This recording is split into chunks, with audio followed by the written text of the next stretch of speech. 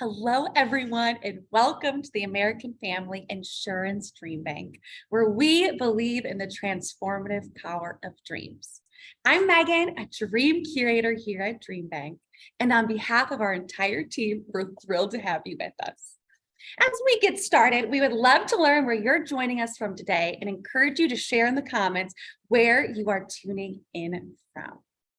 And so for those of you who have attended our virtual or in-person events in the past, welcome back. And for those of you that are joining us for your very first time, I'm going to take a brief moment to introduce you to DreamBank. Here at American Family Insurance, we believe communities are stronger and the future is brighter when people are actively pursuing their dreams. And that's why we created DreamBank, an inspirational community destination and digital experience dedicated to the dreamers everywhere. We have daily event series such as this one to immersive signature programs, but truly we have something for every dreamer. Our offerings are designed to help you celebrate the journey, overcome obstacles, and stay motivated. Now I'm delighted to introduce to you our speaker. Michele Vosberg, Ph.D., is an educator, certified Enneagram Trainer. She has taught the Enneagram at Fortune 500 companies, to teachers and college students, and in private workshops. Michele is also the author of 2 books, including Morning Message, 6 Minutes a Day to the Life of Your Dreams. Michele believes that we all have gifts and talent and that the world is a better place when we bring them into the world. Michele's gift is seeing potential, and she has used that in her life and career to help others discover and bring about their own best gifts. Bringing potential to life is her highest calling and most joyous work. Without further ado, Michele, thank you so much for joining us. I'll pass it over to you. Thank you, Megan. And you probably already noticed Megan and I are twinning in our Badger Red today. I am delighted to be here. And for those of you who have attended one of my introduction to the Enneagram sessions, I am glad that you are back. And if you have not yet attended one of those introductory sessions, there will be one at DreamBank Live on Wednesday, March 29th. And I also believe there are some recordings of prior sessions available. So I am going to go ahead and share my screen and we'll get this party started. I am going to talk to you today about the Enneagram Harmony model, using your 3 types of intelligence for personal growth. And the Harmony model is a more advanced step of the Enneagram. Usually I start with just telling you what the Enneagram is and you learn all about it, you learn what type you are. And this was actually a request from many people who have attended in the past to say, could you dig a little deeper? So that's what we're going to do today.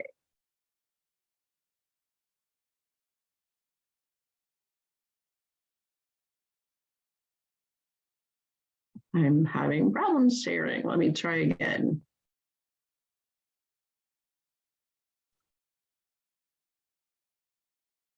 Megan, my screens are locked.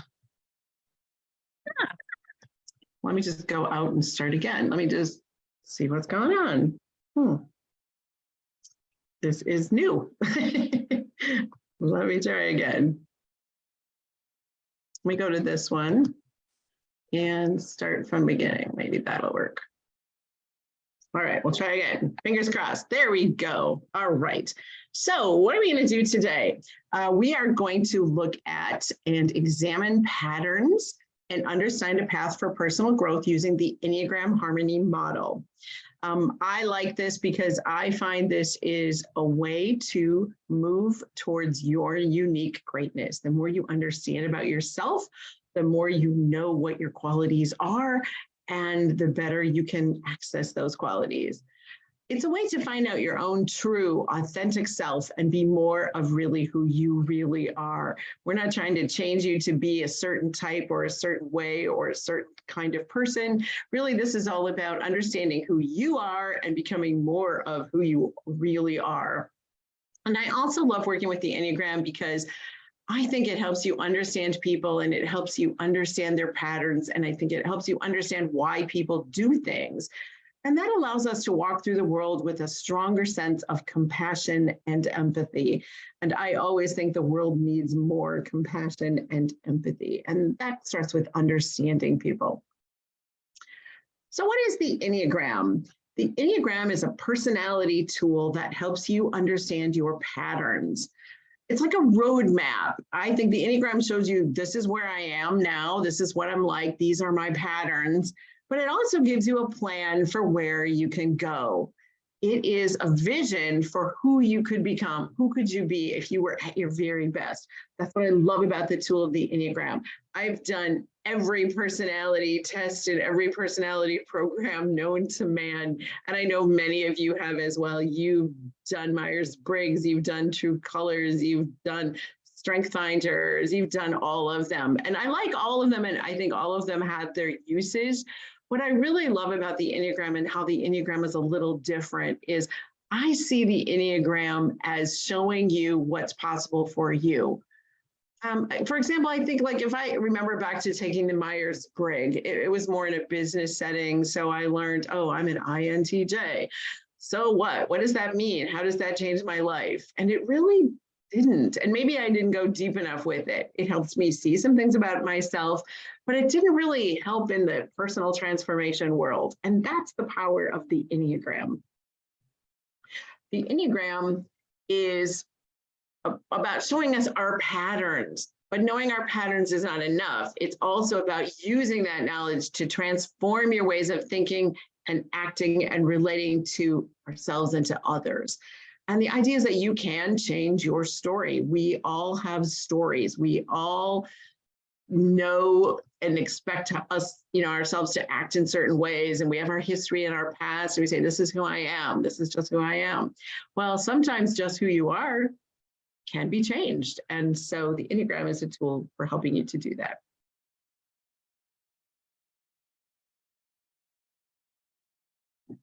At this point, I'd like you to post in the chat, do you know your Enneagram type? And if so, what type are you?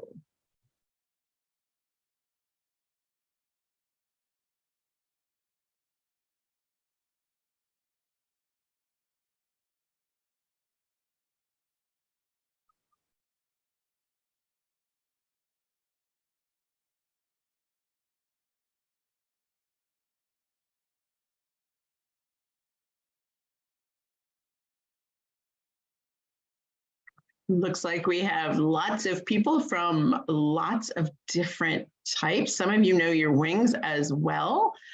Okay, looks like most of you are familiar. A few of you are perhaps new to the Enneagram. I'm seeing almost all the numbers here. Oh, and I'm seeing someone from Maine. Hello from Maine. I love Maine. Maine is my favorite vacation spot in the entire world. And I feel like someday I'm supposed to live there. We'll see how that goes.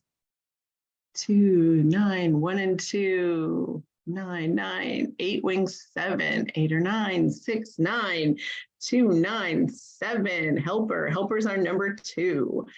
So we do have people who know what type they are in the group. That's great. And that will allow us to move to the next piece. This is just a little review, and if you are new, you can pay a little more attention to this, but the Enneagram is about the 9 personality styles. And you may have seen these 9 numbers with different names, and that is fine. Different teachers use different names for them. So if you think, oh, I've always been called helpful person and now it's the loving person, it's okay. It's not really about the labels. This diagram just happens to use these particular labels. But there are 9 different types, and each type is associated with the patterns of that type. So just really quickly, 9 is considered the peaceful person. 9s are the mediators. 9s are generally chill, go with the flow types. Type 9s do not like conflict of any type and will do almost anything to avoid conflict. They're just easy to get along with, easy to know, easy to work with. They are just people who are chill. That's just how I can describe that. My husband is a 9, and I remember when he first met my family, my family's like, he's just so chill. So that's 9, and that's why they're called the peaceful person. Then we look at 1. 1 is called the good person. Sometimes 1s are known as perfectionists. 1s have a very strong sense of what is right, the right way to do things, how to do things in the right way. They tend to be extremely hardworking, extremely organized, extremely efficient. If you need something done right, and you need it done timely, and you need it done by someone who really knows it, a 1 is the person who can do that. So that is really their gift, and their strength is really understanding how to get things done and getting them done right. They want the world to be right. They want to fix all the problems in the world and make it right. And they do that by modeling how to be right. 2s are known as the helpers or the loving person. 2s are the givers of the Enneagram. 2s live to help others. It is their first nature. How are you? How are you feeling? What do you need? How can I help you? 2s are very, very giving. And because of that, sometimes can get resentful, because giving all the time gets really exhausting, especially if you aren't appreciated. But 2s really, truly lead with their hearts. Enneagram 3s are known as the effective person. These are the doers. The type 3s live to achieve. They are the achievers of the Enneagram. You might usually see the name achiever with type 3. They like to get it done. I have a good friend who's at 3, and she gets more done in a day than I get done in a week. And I'm exhausted by all the things that she does all of the time. 3s are also known to be a little status conscious. They like to be seen working. They like people to know that they are working. They like the rewards of working. So those are 3s, known as the effective or the achieving people. Type 4s are the original people. Type 4s are very connected to their feelings more than any of the other types. They are all about their feelings. My daughter's a 4, and she's like always, Mom, I'm so up in my feelings. I can't even. And that's such a 4 thing to say. 4s are very concerned with and want to be original and unique and special in some way. You will see that many artists, musicians, people that use creativity in their work on a daily basis are often 4s. Lots of famous movie stars are 4s. Really, really connected to their deepest inner feelings. 5s are known as the wise person, sometimes the logical person. Sometimes it's called the observer. 5s live very much in their heads. They are all about thinking and reading. If you take away the books of a 5, they will be miserable. And so 5s are all about learning and growing and knowledge and education, and using that knowledge and education in organized fashions. They think that they have to know a lot, so they're always learning more and more and more. 6s are known as the loyalists, and 6s are amazing team players. 6s are great problem solvers. They are very loyal to their companies, to their work, to their people, to their friends. And they will stay in a job that's horrible because they are very loyal. That is how loyal they are. But they're also great problem solvers. So they often will try to make that bad situation perfect, because that's what they'll try to do. 6s can be very anxiety prone and very much, worriers. I always think of 6s as, you think of the person who has the mom bag and you need the Band-Aid, or you need the pen, or you need a safety pin, or you need a Tylenol, and inside that mom bag is everything. If you know someone who has that, they are always prepared for all the emergencies of life. Chances are they might be a 6. Second type, a joyful person. 7s bring the joy. They are people who just want to experience all that life has to give. They have very strong fear of missing out. This is the FOMO number, because they want to try it all. They want to do it all, taste it all, go find all the people, do all the things. Sometimes they are given the rap of not following through on things because they're so busy starting all the new fun things that they don't finish things. We'll talk about those negative patterns later today. But as a rule, 7s are really joyful and bring the joy and bring the laughter and bring the humor to every situation. And then there are the 8s. 8s are known as the powerful ones. Good, strong 8s are very strong leaders. They believe in justice. They want things to be right in the world. They want to fix things for people. They tend to be very powerful. They tend to be extremely confident. Of all the numbers in the Enneagram, 9s are the most confident. They are just, I'm going to do it. I know, I go kinds of people. So there's just a quick background about the different personality styles, especially if those of you who are new and you're not sure about your number. I will add, though, that it isn't really about the number. At the end of the day, I don't care if you're a 2 or a 6 or a 5. At the end of the day, if the Enneagram helps you see your patterns and you understand what your patterns are and you see them in yourself and you see them in others, and you use that insight to improve the way you conduct your life, then the number doesn't matter. It's really, for me, it's all about recognizing your patterns. We all have patterns that serve us really well. And we also have patterns that get in our way. We get stuck. We keep doing the same thing all the time. We get in our own way, or we all have negative patterns that we don't love about ourselves, but we still have them. And someone once said, like, well, don't try to put me in a box. It's like, well, no, you're not in a box. It's not about putting you there. You already have those patterns. You're already in the box, basically. And so recognizing that you have these patterns that prevent you from being who and what you want to be is a way to begin to understand how you can change those patterns. I always like to add that in this kind of work, we should proceed with caution because all models are wrong, but some are useful. And I think this is useful. And then always a reminder that you're more than your number. You have unique lived experiences. There's a lot of reasons for the patterns that you have in the way that you are and how you got to be that way. And we're not going to go really deeply down that path today. But it's more than just you have these patterns, so you're a 9. There's more to the picture than that. Let's start with an activity. You recognize these people probably. And so I call this the head, the heart, and the gut. And I like to start with this one, and especially for this presentation where we're going to talk about the Harmony Triad. You will recognize these characters, and so you will see that scarecrow, and you know that the scarecrow is famous for saying, if I only had a brain. And so he represents the head. And then there's the Tin Man. And you know what the Tin Man in the Wizard of Oz is looking for? He is looking for a heart, right? He's looking for a heart. And lastly, we have the lion from the Wizard of Oz. And the lion is looking for courage. He doesn't act like a lion. He's timid and he's cowardly. He's looking for a courage, and we call that GQ. So we have the head, which is known as IQ, the heart, which is EQ, emotional quotient, and then we have the gut intelligence.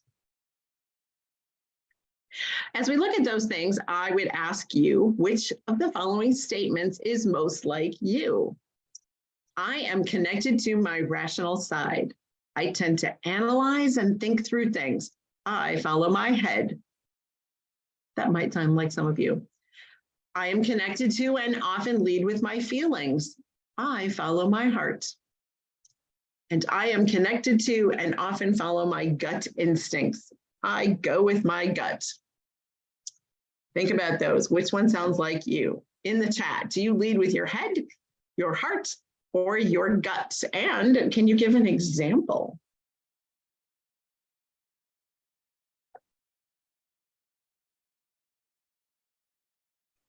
Someone says head, leads with their head. That would be me. I'm a head type. Gut type. I see heart type. Heart for sure, Rich says. Megan says heart, head. I will analyze things to death. Yes, that is the trait of the head type. Amy says leads with her head. Deb, gut. I read people and I know what, if anything, I can offer them. That sounds very much like that gut type. Gut type, heart type, head and gut both. Yeah. I do my best to integrate them. That is exactly what we're going to talk about today. We're going to talk about using and finding all 3 sources of that strength. Head at work, heart in personal life. Yeah. Compartmentalizing. Heart for sure. Okay, good. We have a nice mixture. of head and heart and gut, and we're going to look at those in more depth.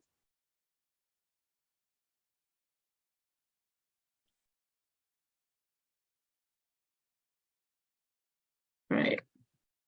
There are 3 centers of intelligence, or 3 ways of knowing, okay? There's the gut, the instinctive triad. You lead with your instincts. If you said gut, you are likely a type 8, 9, or 1.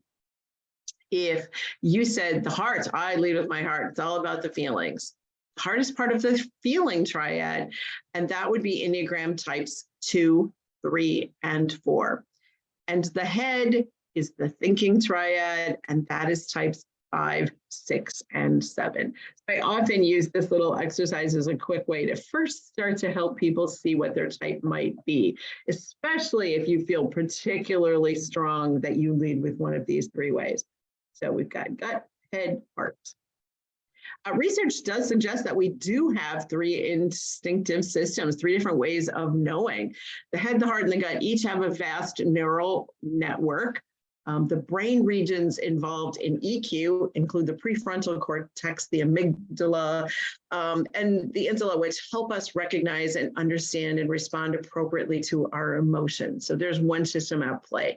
Your brain is actually thinking, or your amygdala, which controls your more basal bodily functions, an earlier type of reaction is very involved in that EQ.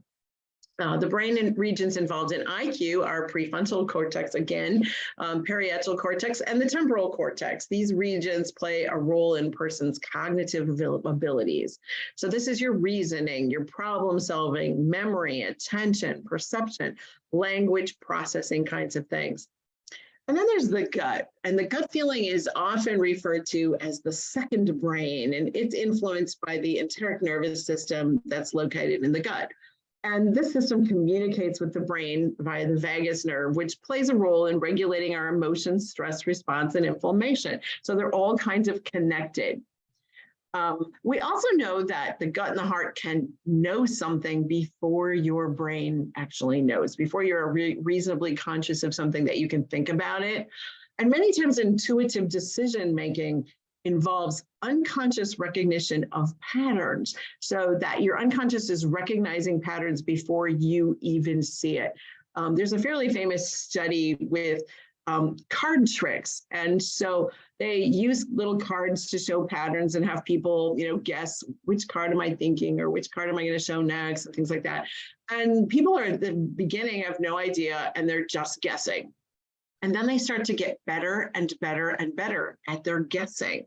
Their guessing improves. They don't really realize that they're starting to see the patterns, but their intuition sees the patterns before they realize that they see the patterns.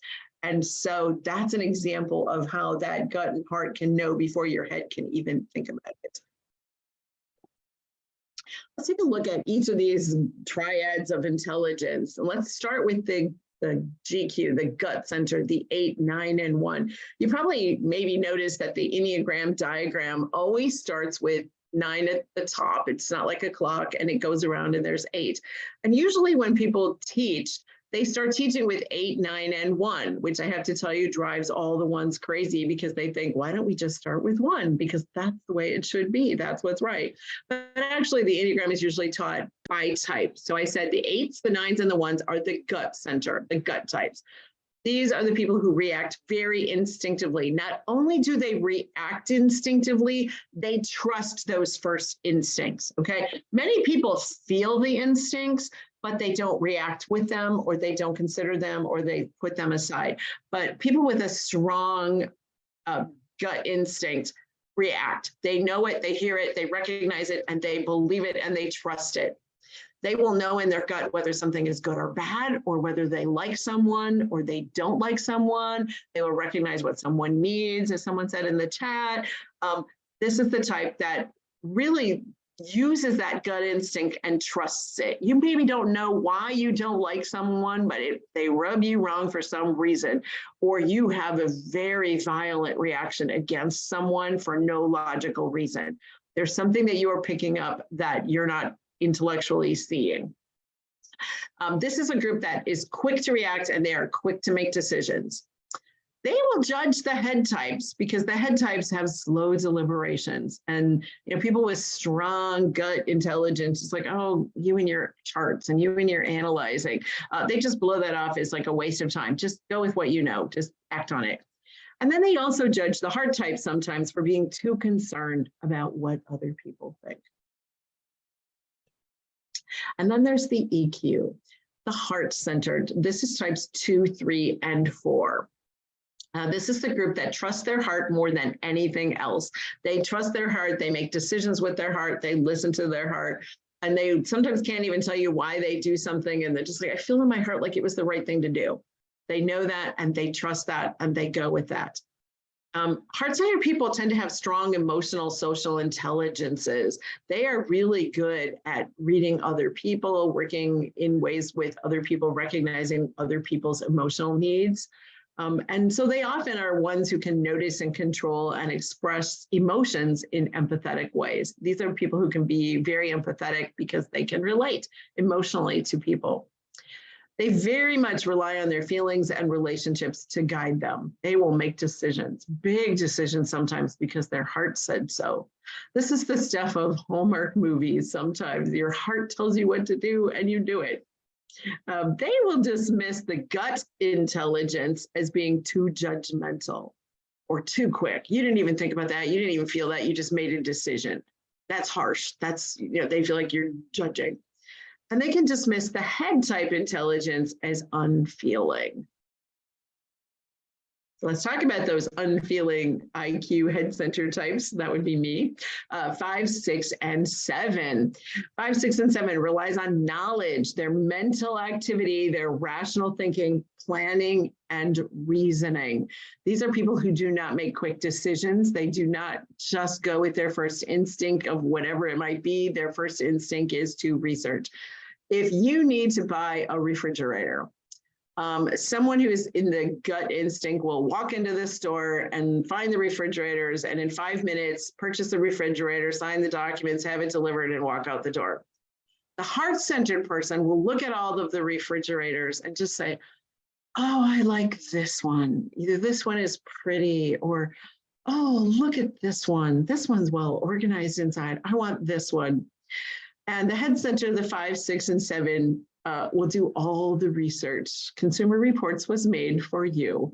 You will read Consumer Reports. You will read about all of the pros and cons of all of the refrigerators. Then you will probably watch some YouTube videos. You will go online. You will read all of the reviews. And 4 weeks later, you're still trying to figure out which refrigerator should I buy. And if you are laughing and you have been there, I have been. Okay.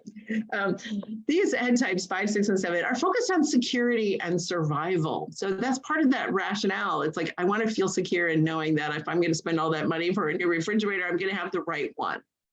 And it's also focused on survival in that if you think back to all the years and human beings living through the world, sometimes like, oh, let me go for a walk in the jungle because I feel like it is not the most logical way to survive if you might get eaten by a panther. So they're going to use that rational thinking to avoid their fears and anxieties. These types can have a lot of anxiety. And one of the ways that head types get rid of anxiety is by planning through it. If I know all these things are lined up and all these things are happening and I am over-prepared, you're probably over-prepared, that's a good way to release your anxiety. So head center types are releasing their anxiety. They tend to dismiss heart types as lightweights and gut types as reactionary. Each type, sort of thinks my way is the good way of doing things. And then there's the Harmony Triad. We all have access to a Harmony Triad that brings together our head, our heart, and our gut instincts. So whoever in the chat said, well, I try to use all three. That's the goal, that you understand that you do have access to all of these. You may not have ever thought of it that way. You just say, yeah, I just go with my gut instinct. You may not have thought about that. You may not have thought, what would happen if I listened to my heart? What would happen if I, investigated this a little first without making my first decision? So we have access to all three of them. And that brings us to the triads, the centers of intelligence. This is the same slide I showed you earlier, but if you will notice the middle of that circle with the types, you will see that there are now a bunch of triangles on the inside. And you gotta love nature and math and the way this sort of all comes together in perfect patterns. But let's just take a look at the 9. If you see the triangle that starts at the top with the 9, you will see that that connects to the 3, and then the 3 goes over to the 6, and the 6 comes back to the 9. Do you see that triangle between the 9, the 3, and the 6? That is the harmony triad, 9, 3, 6. So 9s, your harmony is to add in 3s and 6. And 3s, your harmony is to add in 6s and 9s. And then if you look at the 8 and you see the triangle that starts with the 8, it's connected to the 2, which is connected to the 5, which connects back to the 8. So there are your 3 intelligences that you can use. And the same is true of the 7. If you look at the 7s, it connects to the 1 and the 4. And the 4 connects to the 7, 1, and that is a triad. So those are the 3 areas in your Enneagram that will work together. So we all have 3 types of intelligence available for our use. We tend to lead with 1. Most of us lead with 1, and we might not trust one of the others or either of the others. Some of us lead very much with 1, and the other 2 are not to be trusted. Sometimes maybe you've developed a second one. Some few people probably have developed all 3. Under stress, we will use our default. So if you are quick to make a decision, you will quickly make a decision under stress. If you are slow and resourceful and want to investigate everything, you're probably going to want time to do that under stress. If you lead with your feelings and that's just it, when it's in stress, you are very quick to jump into feelings. That is very true. That's what we do under stress. Using all 3 of the intelligences can help us create new neural pathways in our brain. We're constantly making new pathways in our brain, and the more you travel on a neural pathway in your brain, the more you think the same thought or use the same action. If you think of muscle memory, right? You just do it over and over and over again. It's a neural pathway, it's a pattern. The more we use those pathways in our brains, the thicker those pathways get, okay? If we never use a pathway in our brain, those things are pruned away, and those paths, synapses, can be actually eliminated. So when we try new things and when we practice new things and when we keep doing the new things, we can build new paths in our brain. We actually change our brains. And then when you use multiple forms of intelligence, you can override some of those default settings. And you have patterns and settings that sometimes keep you stuck. And you think, well, that's just the way I am. I always react quickly. I always am quick to judge. I'm always quick to do that work. No, it doesn't have to be a pattern that you always have. You can control that pattern, and you can override that by understanding it and practicing other patterns. When we learn to integrate the head's curiosity, the heart's emotions, and the gut instincts, we can respond to love and work in richer and healthier ways. I think you can probably all see that this is a way that you can actually increase your power and increase your potential in using all of these ways and not just using your default. In order to open a path towards growth, I would always say to consider asking yourself, what does my head think? What does my heart feel? What does my gut instinct know? I will just use myself, and I'm a type 5. So for me, what does my head think is easy because my head thinks all the time, that I live in my head. And what does my heart feel? Sometimes in the past, my heart doesn't feel anything because I kind of just shut that off. I'm all about the rational stuff up here, and the heart thing is over there. And I don't think about it, and I don't worry about it, and I certainly don't trust it. What does my gut instinct know? I would say that I would recognize some natural instincts that I might feel in my gut, but my head would not allow me to go there. My head would say, that's ridiculous. What is the proof of this? You don't like this person. Something about this person is bothering you. That's ridiculous. What do you know? You've got to investigate this person more before you can make that decision, okay? So asking yourself, and you may find that one or more of these is a little foreign to you, that you don't use one of them often. So let's talk about the Enneagram Harmony Triad and how it works. So as I showed you in the first slide, we have the Harmony Triad. So 1, 4, and 7 go together, and 2, 5, and 8 go together, and 3, 6, and 9 go together. Let's look at the examples. If you will see the little circle up at top where the big number 8 is, and you can see this is the 8, and the triangle between the 8 is the 2 and the 5. So 8's in their true self. I like to think of this as being the best. The best of 8 is very strong. 8's are strong. They're self-confident, protective, resourceful, and very decisive. They can be very empathetic in terms of leadership, and they can have warm direction and loving power. That's at their best. But at their false self, or their more negative side, or the potential, I call it the dark side, they can be very aggressive.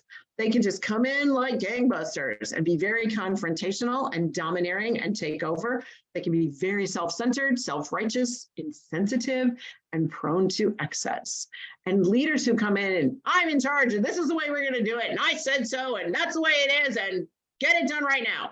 No, that doesn't go over well. That's not that warm, empathetic leadership.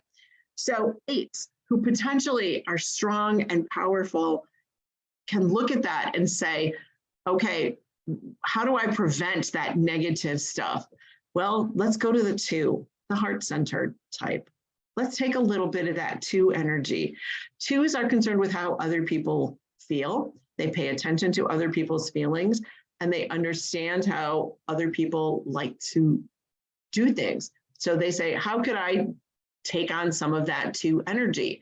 Before I start screaming orders, I can think about how do I say that in a way that it will be more received by other people? How can I say this in a way that isn't an attack on them, but invites them to, think about how I would like this to be done? So that 2 center adds to that 8 and brings to that 8 something connecting to the heart as they think about how does this connect to other people? Also, you can look at the 8 and the 5.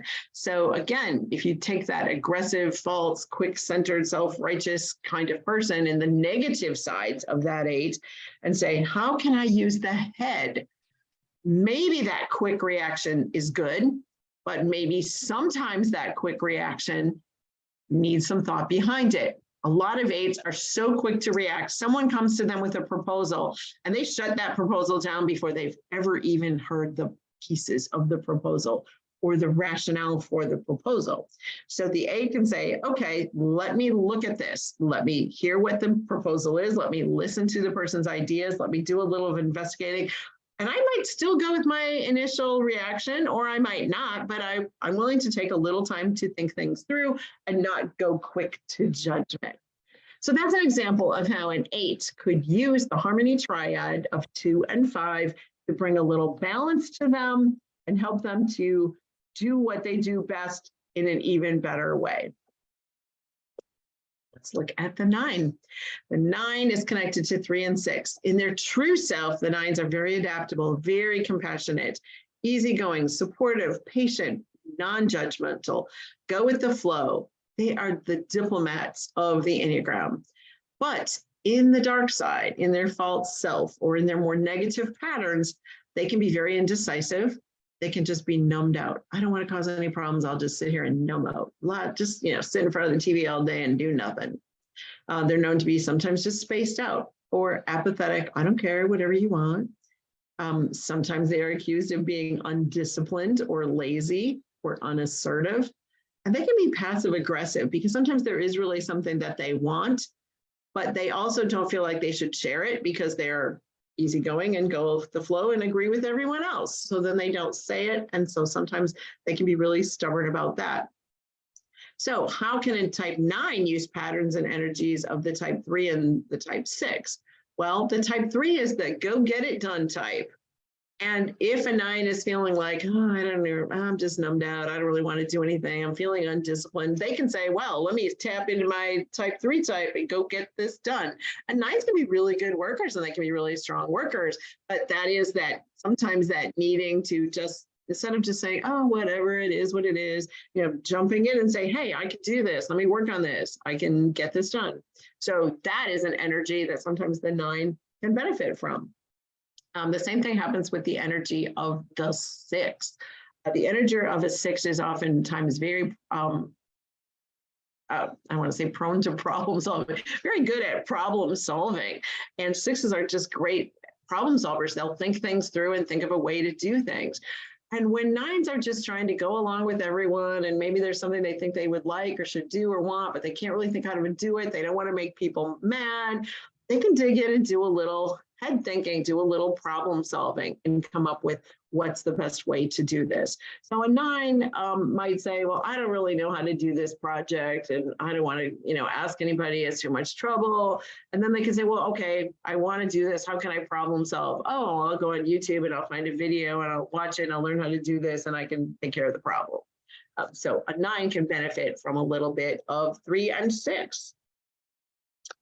1s, the good person, connected to 4s and 7s. 1s show us goodness, self-disciplined, hardworking, organized, wise, discerning, realistic, noble, morally heroic. What's not to love about a 1?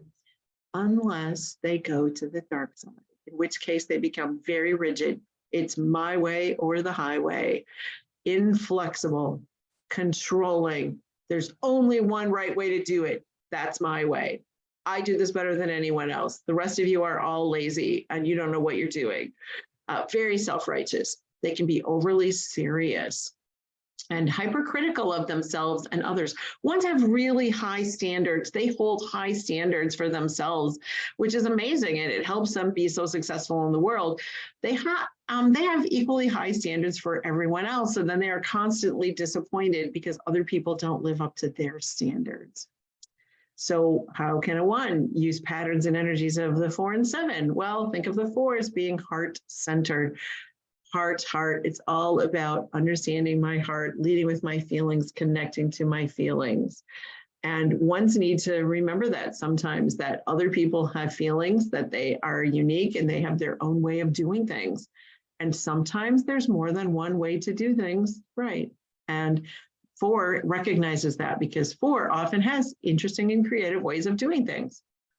On the other hand, sometimes 1s can be very serious. They just all work and no play. And here I am over here in my little world doing all the right things and working all day long and doing everything.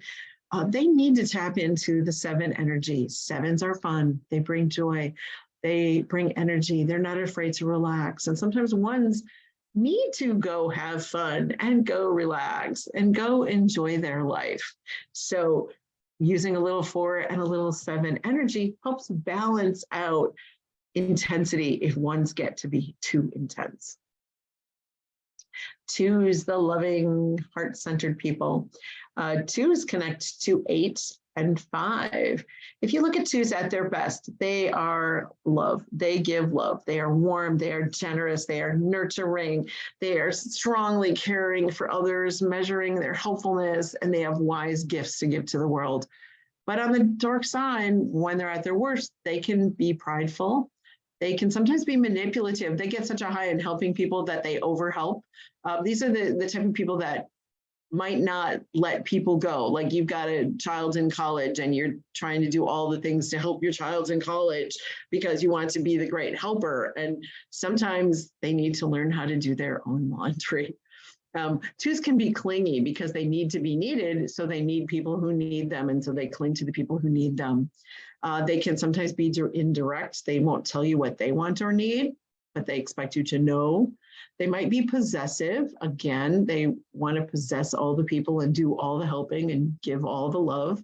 Sometimes that feels a little martyr-like because I'm doing all this and nobody, remembers. I sent birthday cards to every single person I know in my life and nobody sent me a birthday card. That feels very martyr-like. And they can be preoccupied with gaining approval from others. They a lot of times want others to approve what they're doing, and that's how they get their inner worth. So how do we help that with the 8 and the 5? Well, with the 8, the type 8 is strong and decisive and says what they mean and means what they say, and they're not afraid to say it. Well, that's a trait that many 2s don't have. So they might want to pick up on that. They might want to pick up on a little of that bold energy of the 8, and that might help them balance. There's also the wisdom of the five and the thinking through things and looking at things rationally. Sometimes when twos are in the over-helping mood, they need to think of it rationally. I will give you an example. There was, I used to work at a college, and the president of our college noticed one day that one of the students' mothers was down in the laundry room, and she didn't think too much of it. And then she saw her there the next week and the next week. She finally went in and said to the mother, Mrs. Jones, what are you doing here? And Mrs. Jones was like, oh, I come on, every Thursday and I do all my son's laundry, and all the boys are so busy in the dorm. So I do a bunch of laundry for all the boys. And I remember my college president's reaction was, Mrs. Jones, you are not helping your son. Your son needs to learn to do his own laundry. And that's an example of, if you think through it and you would think with your head, you think, oh yeah, my son is 20 years old. I should not be packing his lunch every day and doing his laundry. So it's that example, but that kind of wisdom of think through things rationally. Oh, let me back up. Sorry. I missed the 4. Okay, 4s at their best are incredibly creative, imaginative, sensitive, intuitive, artistic, compassionate, introspective, and the most self-aware of any of the numbers. They are just in their heart and their feelings all the time. But at the dark side, they can be very self-absorbed and hypersensitive, impractical, maybe self-loathing. They're comparing themselves to everyone else in the world and not feeling like they measure up. They can be very moody, depressed, envious of those who seemed more fulfilled than they are. Sometimes they're accused of being drama queens, and maybe at their worst, they are drama queens, but they are just all stuck in the motions. And when they can't get out of the motions, that will keep them stuck in their life. So again, they can tap type 1. Get some work done. When you're all up in your emotions, get out, get to work, and find a project. That will help you. So they need to take some of that kind of energy, knowing what you can do, that you can do it well, and just get out there and do it. And again, if you're all lost in your feelings and you're all alone in your room listening to sad music, and I'm not talking about serious depression here, I'm talking about a pattern of just being in your feelings, then it's like, maybe you need some balance. You need to go out with some friends, or you need to talk to people, or you need to do something that brings you joy. And those are all things that are part of the 7 energy that you can pick up. Let's look at 5s. 5s show us wisdom. They tend to be objective, focused, very calm, perceptive, ingenious, compassionate, and sympathetic to underdog causes. But at their dark side, they can be hypervigilant, indecisive, defensive, testy, self-defeating, paranoid. If you think of something like the Unabomber, hiding in a woods with a lot of paranoia, very preoccupied with worst case scenarios. And that can go into dark places because some 5s are really brilliant. And if they go to dark places with their brilliance, it's really affecting others and affecting the world potentially. So somehow I got back on the other slide again. Sorry, how can we, the type 5s, use the type 2 and type 8? Type 2 connects to your heart. Again, type 5s are observers. They think, but they're not always connected to the feelings of other people. So can you find the other people? And can you help the other people? And understand what the other people are thinking? That brings balance to a 5. They will accept your wisdom and knowledge when they know you care. That's the lesson for a 5.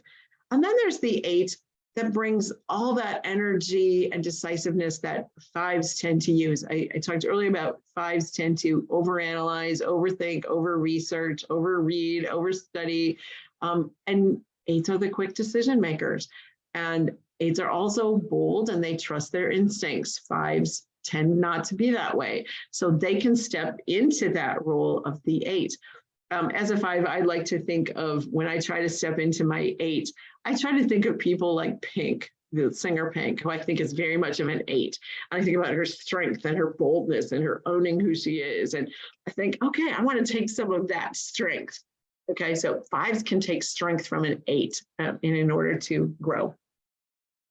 Then there are sixes. Sixes are faithful, trustworthy, responsible, alert, very insightful, very, very loyal. They're compassionate. And again, they are sympathetic to underdog causes. But when they are at their worst, they are hypervigilant, defensive, self-defeating, paranoid, preoccupied with worst case scenarios. These people can be very anxiety prone to the point of sometimes paralysis. How can a type 6 use patterns and energies of the type 3? Again, when you get all in your anxieties and you've got all these things to do, work, plan, prepare, organize, get things done, all of those things help you to lessen that sense of anxiousness, and getting it done feels good. And then that makes you feel less anxious. So that's a good move for you when you get in that dark side. If you look at the opposite of that, if you look at the 9, if you are working and doing and being and trying to save the world and trying to prepare for all possible worst case scenarios, and you start to live in that world of all you see is negative and all you see is the bad stuff and all you see is the anxiety and all you see is, everything you see in the world is just stressing you out. This is time maybe to go to your 9, to relax a little bit, to chill, to hang out with friends, to stop working, to go and just not try to save the world for a few minutes or hours and just say, okay, I'm just going to go live in peace here. I'm just going to get along. I'm going to do something to, let go of everything that's stressing me out and go and just step into that 9 and just be calm. And lastly, we have 7s. 7s show us joy. They're optimistic, enthusiastic, spontaneous, idealistic, curious, generous, and oftentimes very multi-talented. They're good at a lot of things. They can uplift and enliven others.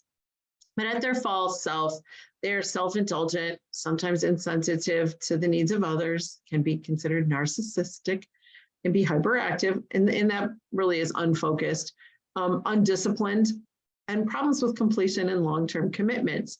When a 7 starts to go to that side, those patterns, they need to think about that 4 and take from that 4 about being sensitive to other people. It's not just about you. How do other people feel about this?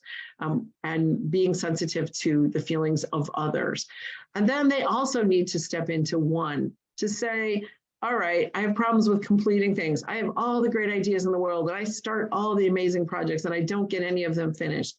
Step into that 1 and carry some of those projects to completion. That is going to bring you the ultimate joy and the ultimate power in yourself and your type.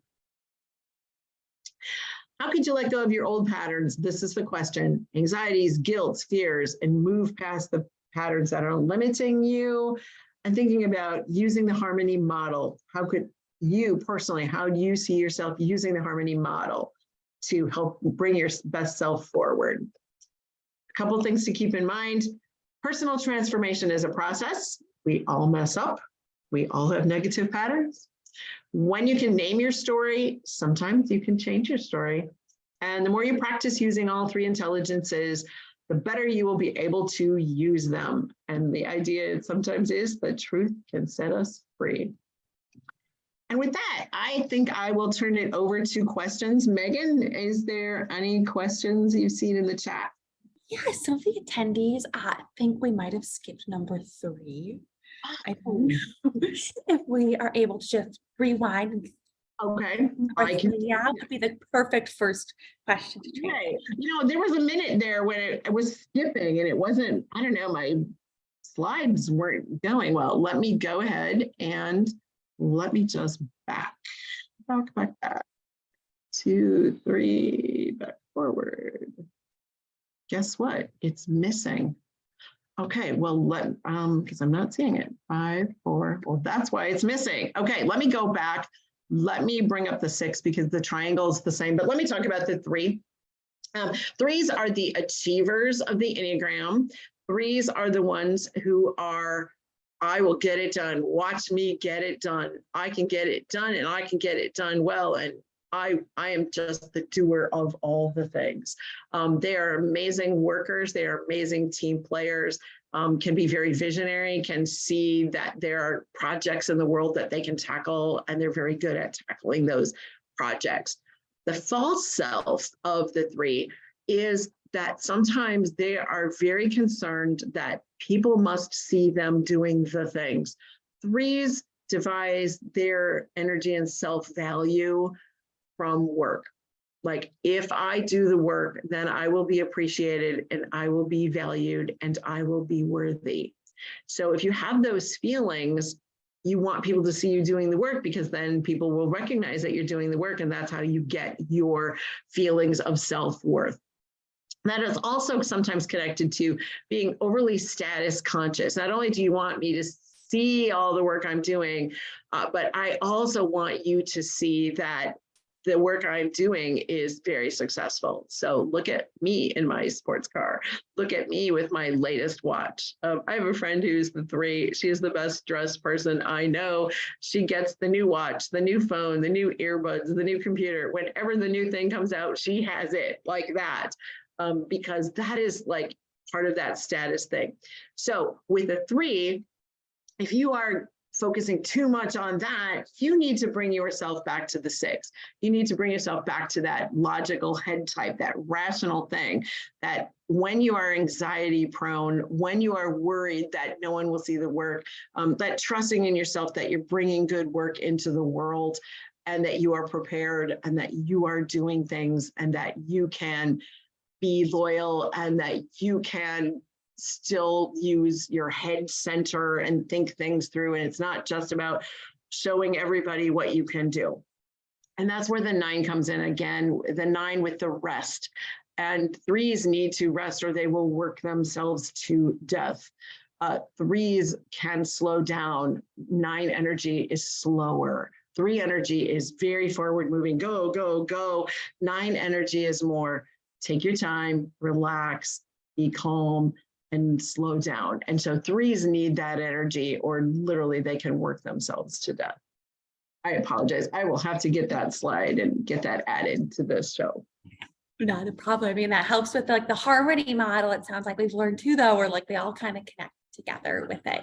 Mm-hmm. Our next question we got from someone: what website or resources can they use to figure out their number?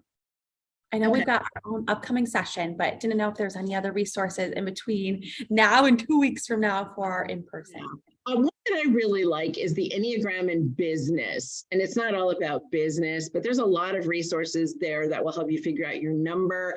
If you're not sure about what number, there's a lot of resources on that website too that help you understand the Enneagram in work and what are the work patterns of an Enneagram, or your Enneagram type in relationships and what are the Enneagram relationship patterns that you have. So that's probably my number 1 recommendation for that, Enneagram in Business. Awesome. I just think I found the link, so I will try and pop that in the chat. The one other question we had is their question is that like they have some sources saying they're 1, and then they have other sources saying they are different. Do you have any suggestions on how someone can find that kind of like middle ground of like where they feel like they attached? Sure, and it's not always easy. I thought I was a 1 for a long time. I would say do more reading. Go listen to, there's a lot of podcasts on the Enneagram. Go listen to some podcasts, find some books if you if you like to read books or read blogs about the Enneagram.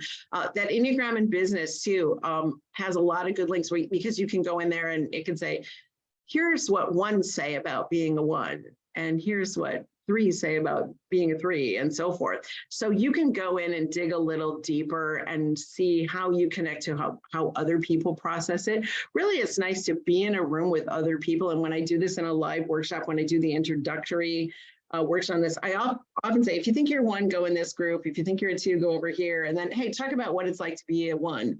And then someone will say, yeah, I don't relate to what those people are saying. This maybe isn't me. The other thing that you can do, and it costs $10, and I'm not connected to the test at all, but the WEPPS test, WEPS test, is probably the best Enneagram test you can do. You can buy it and it'll ask you like 100 questions. It's Dr. Jerry Wagner's test. And I think that's a really good, when you're kind of struggling, that will give you a good idea. And I think it's pretty true to type. So that would be another recommendation I would have for you. We have one other quick question that just came through. Can you explain true self versus false self one more time? Yes. I think true self is the best of who you are, the best of your type. Those are your gifts. Those are things that you can bring into the world that are unique and special to you. And they can show up in all kinds of different ways in your relationships and in your life, in your businesses, all of those kinds of things. But this is like who you are at your best. And this is what I shared today is a very condensed version of that. What I see is your false sense, or I would call that the patterns that are more negative, the patterns that are harmful to you, or the patterns that get in your way, the patterns that cause problems with relationships, the patterns that might get you stuck in your life. And that's why sometimes I call those the dark side.